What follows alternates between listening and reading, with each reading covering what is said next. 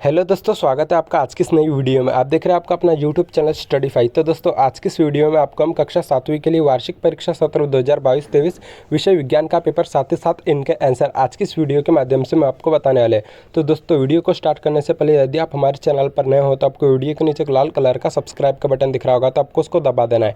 तो जिससे होगा कि हम जब भी किसी और भी आने वाले पेपर की वीडियो अपलोड करते हैं तो उसकी नोटिफिकेशन आपको आपके मोबाइल में सबसे पहले मिल जाएगी।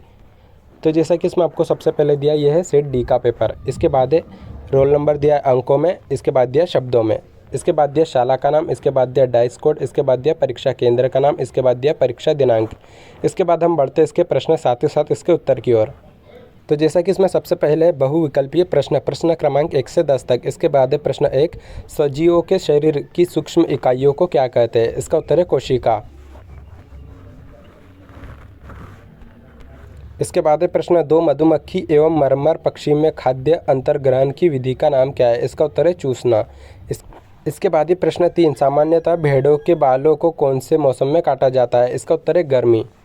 इसके बाद है प्रश्न 4, थर्मामीटर को किसका ताप मापने के लिए डिज़ाइन किया गया है? इसका उत्तर है मानव शरीर। इसके बाद है प्रश्न 5, अम्ल कैसा पदार्थ है? इसका उत्तर है खट्टा। इसके बाद है प्रश्न 6, निम्न में से कौन सा भौतिक परिवर्तन नहीं है? इसका उत्तर है लोहे को जंग लगना। इसके बाद हम बढ़ते अगले प्रश्न की ओर। इसके बाद है प्रश्न 7, नीचे दिखाई दे रहा परिपथ किस पदार्थ का बना होगा? इसका उत्तर है लोहे की छड़ का। इसके बाद है प्रश्न 8, किन किन जंतुओं की वक्ष गुहाओं में मनुष्यों की भांति फेफड़े होते हैं? इसका उत्तर है पक्षी। इसके बाद है प्रश्न 9, समय का ऐसा ही मात्रक है? इसका उत्तर है सेकंड। इसके बाद है प्रश्न 10, जीभ द्वारा हमें किस स्वाद का अनुभव होता है? इसका उत्तर है उपरोक्त सभी। उत्तरीय प्रश्न, इसमें प्रश्न 11 है, गुड़हल के पुष्प द्वारा बने सूचक से आप तालिका में दिए गए पदार्थों की पहचान कैसे करेंगे? तो दोस्तों, आपको ये आंसर यहाँ से वीडियो को रोककर नोट कर लेना है। इसके बाद हम बढ़ते अगले प्रश्न की ओर। इसके बाद है प्रश्न 12, रोगी वाहनों पर शब्द एम्बुलेंस उल्टा क्यों लिखा जाता है? इसका उत्तर है रोगी वाहनों पर शब्द एम्बुलेंस को उल्टा लिखा जाता है ताकि जब आप उन्हें रियर व्यू मिरर के माध्यम से देखते हैं तो वह आपको सही तरीके से पढ़ा जा सकता है। यह स्वास्थ्य सेवा प्रदाताओं के लिए एक मानक है जिससे उन्हें जल्दी से सही स्थान पर पहुंचने में मदद मिलती है। इसके अलावा बहुत से लोग उल्टी लिखी शब्दों को अधिक ध्यान से देखते हैं, इसलिए यह एक अति आवश्यक उपाय है ताकि रोगी वाहन एक समय पर सही स्थान पर पहुंच सके और इससे उनके उपचार में कोई देरी न हो। तो दोस्तों, आपको ये आंसर नोट कर लेना है। इसके बाद है प्रश्न 13, विद्युत फ्यूज बनाने के लिए किस धातु के तार का उपयोग किया जाता है और क्यों? इसका उत्तर है विद्युत फ्यूज तार बनाने के लिए उच्च तापमान और उच्च दबाव वाले परिवर्तन के कारण विद्युतीय धातुओं का उपयोग किया जाता है। इसमें आमतौर पर 3 धातुओं का मिश्रण होता है, टंगस्टन, प्लेटिनम और सोना। विद्युत फ्यूज का उद्देश्य होता है कि जब भी एक विद्युतीय लोड द्वारा जिससे तापमान और दबाव बढ़ता है तो धातु टंगस्टन, प्लेटिनम और सोने में मौजूद स्पष्ट प्रभावशील बिंदुओं को बेहतरीन ढंग से देखते हुए धीरे धीरे पिघलना शुरू हो जाता है। इसलिए एक संगठित धातु बनता है जिसमें अतिरिक्त ऊर्जा जुटती है और उसे उच्च तापमान और दबाव से रखा जाता है। यह ऊर्जा फिर से उपयोग के लिए संग्रहित की जाती है जो उपयोगकर्ता के लिए उपलब्ध होती है। तो दोस्तों, ये भी आंसर आपको वीडियो को रोककर नोट कर लेना। इसके बाद हम बढ़ते हैं अगले प्रश्न की ओर।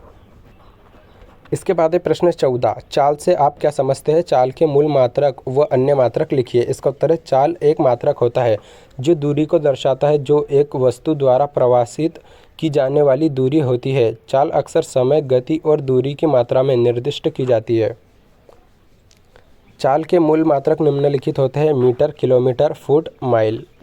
इन मात्रकों के अलावा चाल के लिए अन्य मात्रक भी होते हैं जैसे मील प्रति घंटा, किलोमीटर प्रति घंटा, मीटर प्रति सेकंड आदि।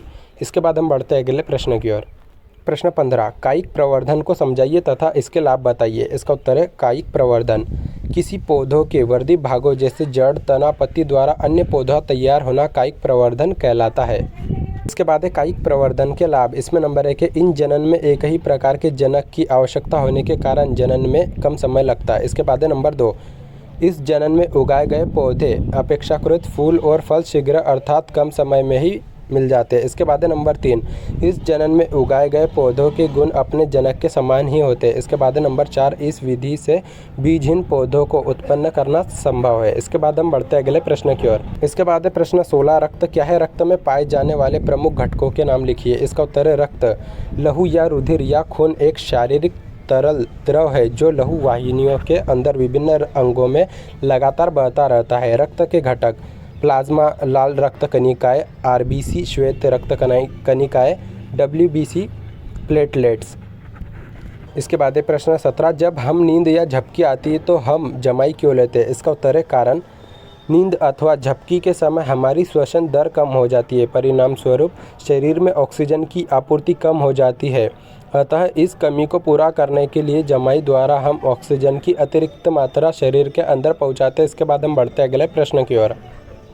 इसके बाद है प्रश्न 18, लकड़ी का काटना एक भौतिक परिवर्तन है परंतु लकड़ी का जलना एक रासायनिक परिवर्तन है। इसका उत्तर आ जाएगा लकड़ी को टुकड़ों में काटने के बाद उसे जोड़कर मूल रूप में नहीं लाया जा सकता, किंतु लकड़ी के गुण में कोई परिवर्तन नहीं होता है। अतः लकड़ी को छोटे टुकड़ों में काटना एक भौतिक परिवर्तन है। लकड़ी का जलना एक रासायनिक परिवर्तन है क्योंकि इससे कार्बन डाइऑक्साइड गैस, जलवाष्प, राख आदि जैसे नए पदार्थ बनते हैं। इसके बाद हम बढ़ते हैं अगले प्रश्न की ओर। इसके बाद है प्रश्न 19, ए तथा बी चित्र में बने लेंस का नाम लिखिए, इनके उपयोग बताइए। इसके बाद इसका उत्तर नंबर 1 है उत्तल लेंस। इसके बाद नंबर 2 है अवतल लेंस। इसके बाद है उत्तल लेंस का प्रयोग दूरदृष्टि दोष के निवारण के रूप में किया जाता है। उत्तल लेंस का प्रयोग दूरबीन में किया जाता है। ज्योतिषी के द्वारा हस्तलेखा देखने में उत्तल लेंस का प्रयोग किया जाता है। इसके बाद है अवतल लेंस का प्रयोग निकट दृष्टि दोष के निवारण के रूप में किया जाता है। वाहनों के हेडलाइट में अवतल लेंस का प्रयोग किया जाता है। अवतल लेंस का प्रयोग दाढ़ी बनाने के लिए भी किया जाता है।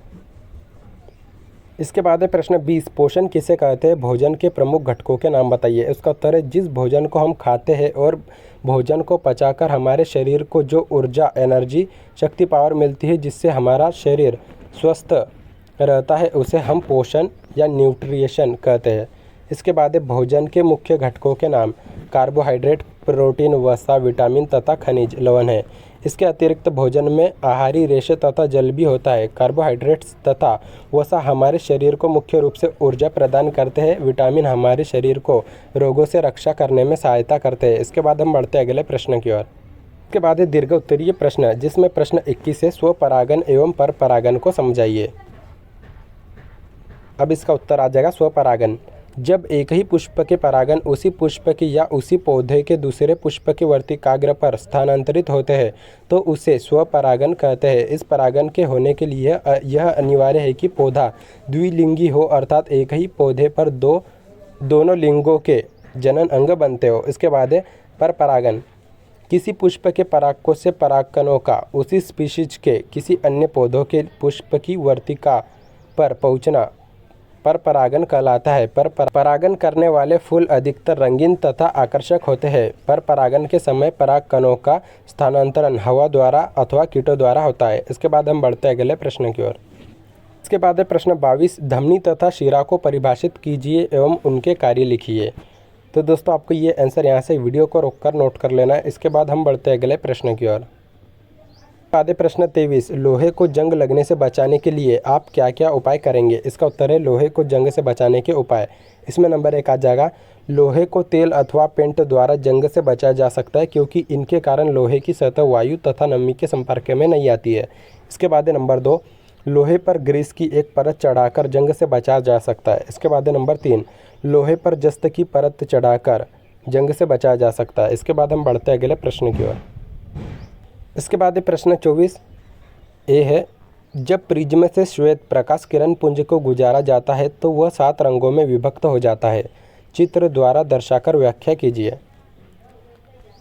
तो दोस्तों आपको ये चित्र नोट कर लेना है। तो दोस्तों आपको ये आंसर यहाँ से वीडियो को रोककर नोट कर लेना है। यदि दोस्तों आपको इसके अलावा किसी और भी आने वाले पेपर की वीडियो देखनी है तो वीडियो के नीचे एक लाल कलर का सब्सक्राइब का बटन दिख रहा होगा तो आपको उसको दबा देना है। तो जिससे होगा कि हम जब भी किसी और भी आने वाले पेपर की वीडियो अपलोड करते हैं तो उसकी नोटिफिकेशन आपको आपके मोबाइल में सबसे पहले मिल जाएगी। तो दोस्तों वीडियो अच्छी लगी तो वीडियो को लाइक करें, चैनल को सब्सक्राइब करें। थैंक्स।